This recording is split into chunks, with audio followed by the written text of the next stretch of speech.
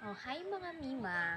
Share ko lang yung nangyari kay Bibi nung nilagnat siya at nag-convulsion. O, nag-convulsion yata siya.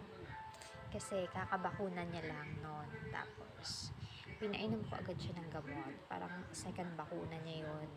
Immunization, gano'n. Tapos ngayon, ayun, pinainom ko naman siya ng tempra. Kasi tempra naman yung gamit niya sa lagnat. Tapos ngayon, every 4 hours ko siyang pinapainom. Tapos nung gabi, kunwari ngayon ako ngayon kami bakuna mga tanghali or umaga, mga 10.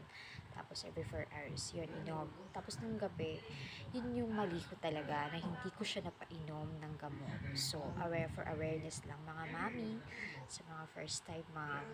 Tapos noon, kinabukasan, ayun, nag-convulsion si baby. So, yun, aligaga kami.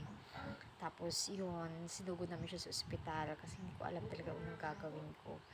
Pero, naisip ko naman yun, bago kami pumunta ng ospital, nilagyan ko siya ng bimpo dito, yung basa, kasi nilagay ko. Tapos, panay na siya naiyak kasi yung, niya talaga, yung mata niya talaga, tumataas na talaga, nasa taas na yung tingin niya. So, doon na-shock ako kasi hindi ko alam talaga kung anong gagawin ko. Buti na lang, andito yung nanay ko. Sabi niya, dalhin na natin sa ospital si baby. So, ayun. Tapos, nung nandun na kami, nung nakababa na kami sa motor, ang buti na lang, andito yung kuya ko. So, yung kuya ko nung nagdala sa amin sa ospital. So, yun.